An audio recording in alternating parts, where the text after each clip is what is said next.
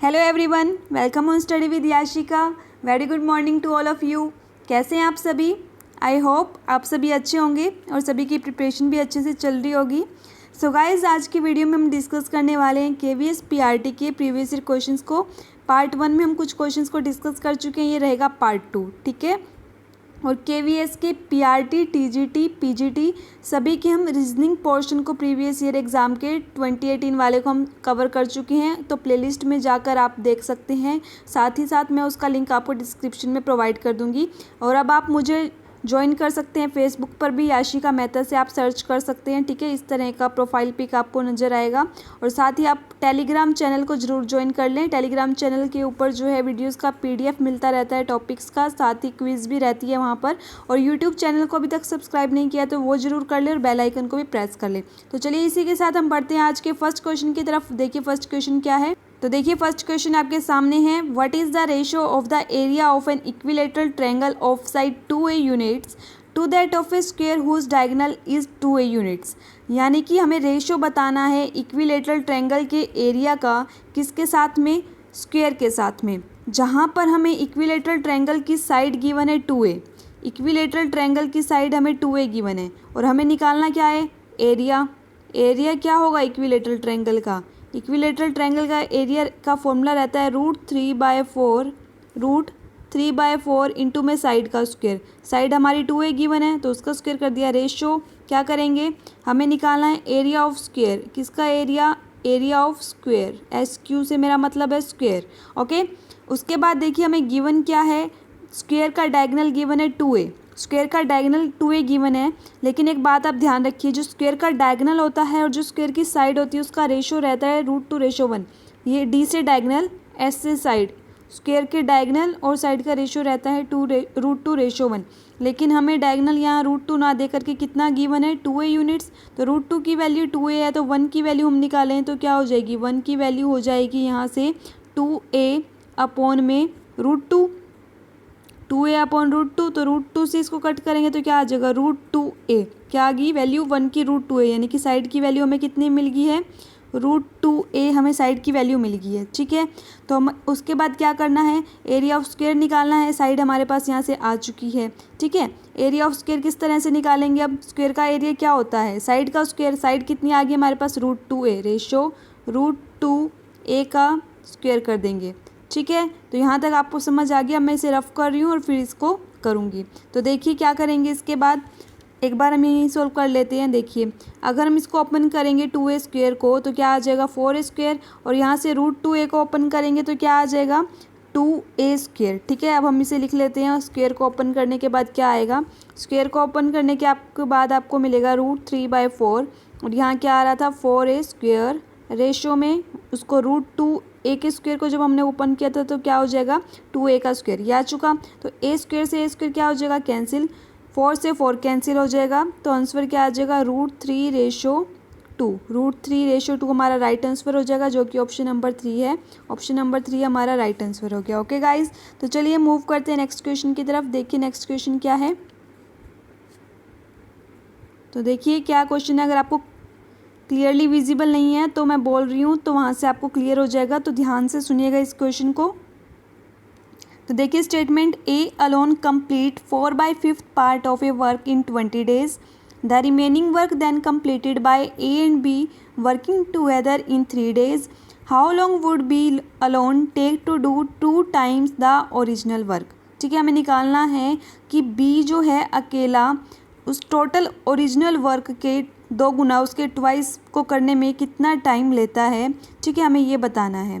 तो सबसे पहले हमें गिवन क्या है क्वेश्चन के अंदर, ये देखिए A alone completes 4/5 part of work in 20 days। A क्या करता है? 4/5 पार्ट। A जो है काम का 4/5 पार्ट जो है 20 days में करता है। कितने डेज में कर रहा है? 20 days के अंदर कर रहा है, ठीक है। उसके बाद देखिए 4/5 पार्ट है, तो देखिए यहाँ से 4 से 20 को कैंसिल करेंगे तो कितना आ गया? 5। तो इस 5 को जब उस तरफ लेके जाएंगे तो क्या हो जाएगा? मल्टीप्लाई में। तो A की वैल्यू कितनी आ गई? 25 डेज। A अकेला कितने दिनों में कर रहे हैं? 25 डेज में, ठीक है। उसके बाद नेक्स्ट लाइन देखिए, the remaining work then completed by A and B working together in 3 days। ठीक है, बाकी का बचा हुआ काम। तो देखिए पहले 4/5 पार्ट हो गया काम का, 4/5 पार्ट तो ए कवर कर चुका, 4/5 कर चुका, तो कितना रह गया, 5 में से 4 काम जो है ए कर चुका है, तो एक काम रह गया कितने में से, 5 में से। तो 1/5 जो है वर्क रिमेनिंग है, और इस रिमेनिंग वर्क को कौन कर रहे हैं, ए और बी दोनों मिल करके कर रहे हैं। ठीक है, तो 1/5 पार्ट जो रह गया है काम का, उसको ए प्लस बी मिल करके कितने दिनों में कर रहे हैं, हमें क्वेश्चन में बोला गया 3 दिनों के अंदर कर रहे हैं। ठीक है, तो यहाँ से क्या आ जाएगा, ए प्लस बी मिल के, ये वाला 5 उधर जाके मल्टीप्लाई में होगा तो कितना हो जाएगा, 15 डेज़ के अंदर कर रहे हैं। ठीक है, तो ए हमारा आ चुका है कितना, ए तो कर रहा है 25 डेज़ के अंदर, और ए प्लस बी कितने डेज़ में कर रहे हैं, 15 डेज़ में। यहाँ तक नोट कर लीजिए आप, आगे करते हैं क्वेश्चन को। तो मैं यहाँ पर लिखूँगी कि ए अकेला कितने दिन में कर रहा है, 25 डेज़ में। ठीक है, ये तो टाइम आ गया इनका। और ए प्लस बी कितने दिनों में कर रहा है, ए प्लस बी कर रहा है इस काम को कितने दिनों के अंदर, 15 डेज़ के अंदर। ठीक है, ये टाइम है, और हमें निकालना क्या है, एफिशिएंसी। तो वो किस तरह से निकलेगी, 25 और 5 का एलसीएम लेंगे, इन दोनों का एलसीएम लेंगे तो कितना आ जाएगा, 75। ठीक है, अब 75, तो इसको 75/25 किया 3, और 75/15 किया कितना आ जाएगा बताइए, तो इसको आ जाएगा 5। आपको साथ साथ कमेंट करके सभी क्वेश्चंस का आंसर देना है, साथ साथ मेरे सॉल्व करना है आपको। ठीक है, और कमेंट बॉक्स में सभी को आंसर करते जाना है। तो यहाँ से वैल्यू कितनी आ गई, ए की वैल्यू 3 और ए प्लस बी की वैल्यू 5। ये क्या आ चुकी है हमारे पास, एफिशिएंसी। ए की एफिशिएंसी 3 है, ए प्लस बी की एफिशिएंसी 5 है, ए प्लस बी की 5 है, ए की 3 है, तो यहाँ से हम बी की निकाल सकते हैं। बी की कितनी आ जाएगी, यहाँ वैल्यू 3 पुट करेंगे तो 5 - 3 कितना हो जाएगा, 2। तो बी की एफिशिएंसी हमारे पास कितनी आ चुकी है, 2। बी की एफिशिएंसी हमारे पास 2 आ चुकी है। उसके बाद क्वेश्चन में क्या बोला है, how long would B alone take to do 2 times of the original work.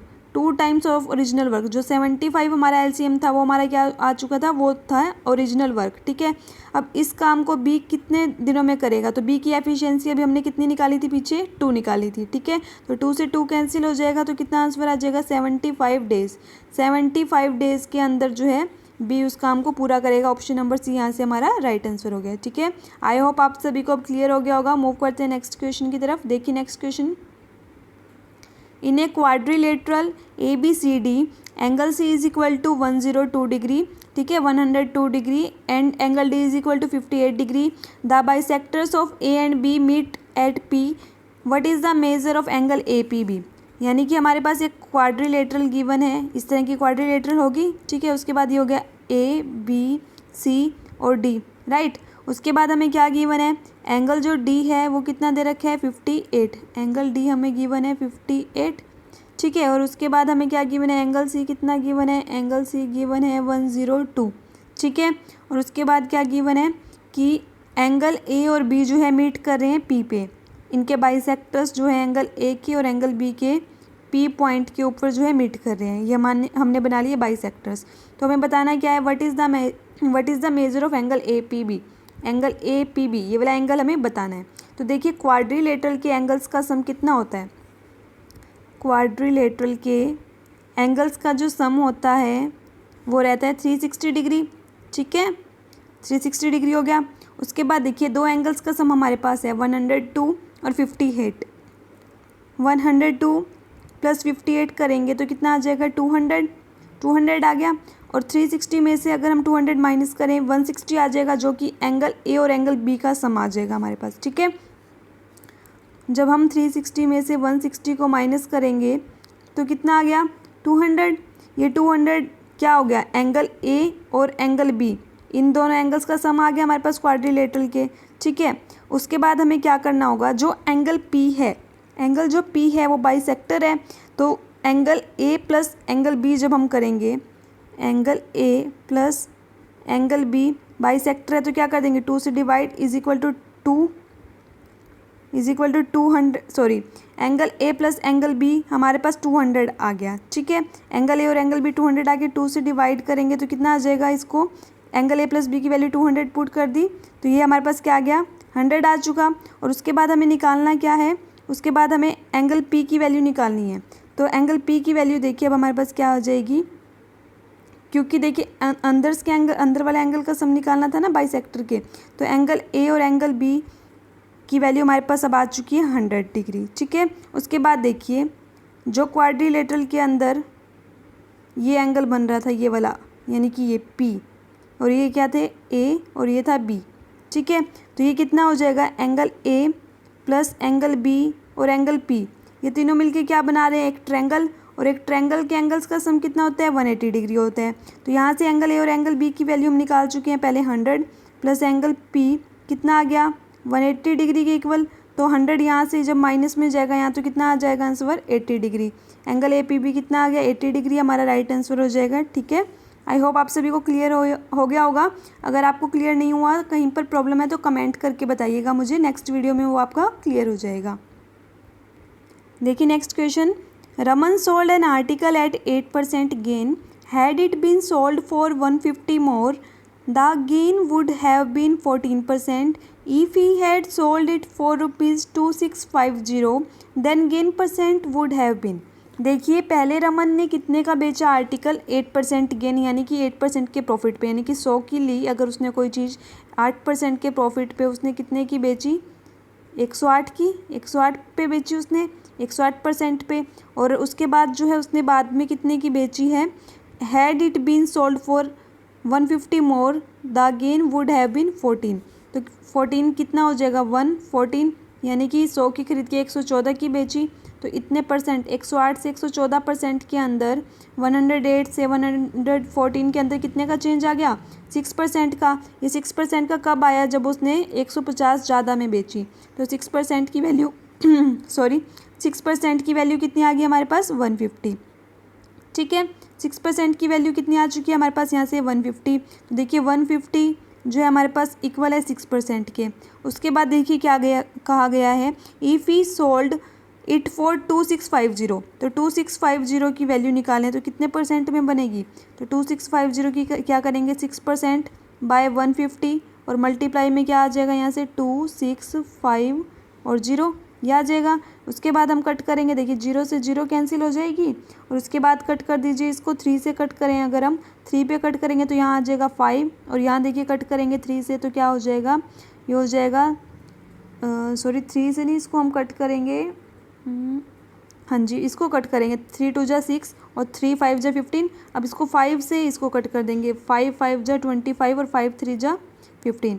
तो 2 यहाँ से 2 बच गया, यहाँ से 53, 2 और 53 की मल्टीप्लाई की तो कितना मिल गया हमें, 106। 106 ये परसेंट था, तो परसेंट का यहाँ पर परसेंट यहाँ से यहाँ आ गया, 106%। यानी कि शुरू में 100 की खरीद करके उसके बाद 106 यानी कि 106% की बाद में बेची है, तो कितने का फ़ायदा हो रहा है, उसने यही पूछा ना, the gain percent would have been. तो बताइए कितने का प्रॉफिट हो गया, यहाँ से 6% का प्रॉफिट हो गया। तो 6% हमारा ऑप्शन नंबर 3 हमारा राइट आंसर हो जाएगा। ओके, तो चलिए नेक्स्ट क्वेश्चन देखिए, in triangle ABC the sides AB and AC are produced to P and Q respectively. The bisector of angle PBC and angle QCB intersect at point O. If angle A is equal to 56 degree, then angle BOC equals। हमें angle BOC की value निकालनी है। सबसे पहले क्या बोला गया है, ट्रायंगल ABC, हमने बना ली ट्रायंगल ABC। उसके बाद कहा गया है the side AB and AC are produced to P and Q respectively. AB side को कहाँ तक आगे इसने क्या किया है, प्रोड्यूस्ड किया है कहाँ तक, P तक, ये हो गया P पॉइंट। और AC साइड को जो है कहाँ तक किया है, Q तक, ये हो गया Q पॉइंट। उसके बाद क्या बोला गया है, the bisector of PBC and QCB intersect at point O। ठीक है, तो P B और C यहाँ पर इनका बाइसेक्टर हो गया, और यहाँ से एंगल QCB इसका बाइसेक्टर यहाँ पर हो गया। ठीक है, इस तरह से हमने बाइसेक्टर्स इनके मिला के कहाँ पर मिल रहे हैं, पॉइंट O पर, ये पॉइंट O हो गया। ठीक है, उसके बाद एंगल A हमें दे रखा है यहाँ पर 56 degree, angle A 56 degree given है, और हमें निकालना क्या है, ये वाला एंगल BOC।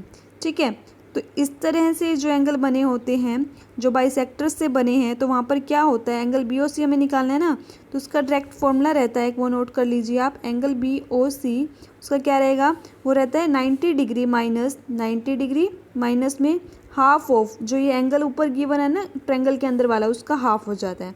ठीक है, 90 degree minus half of angle है।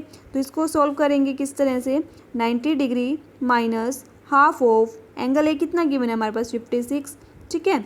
तो अगर आपको ये टॉपिक्स क्लियर नहीं है तो टॉपिक्स को पहले आप अच्छे से करिए, आपको पता लग रहा होगा कि किस तरह के क्वेश्चन एग्जाम के अंदर फ्रेम हो रहे हैं यहाँ से। तो देखिए यहाँ कट के 28 आ गया, तो 96 में से 28 माइनस करेंगे कितना आ जाएगा 62 डिग्री हमारा राइट आंसर हो जाएगा। ओके, चलिए अब नेक्स्ट क्वेश्चन को बहुत ही ध्यान से देखिएगा। ए सॉलिड क्यूब ऑफ वॉल्यूम 46656, ठीक है, centimetre cube is cut into 8 cubes of equal volumes. What is the ratio of surface area of the original cube and the total surface area of the smaller 8 cubes? हमें क्या निकालना है, ratio निकालना है surface area original cube का और total surface area जो smaller cubes बने उसे 8 स्मॉलर क्यूब्स का, इन दोनों का हमें क्या निकालना है, इन दोनों का हमें जो है रेशियो निकालना है।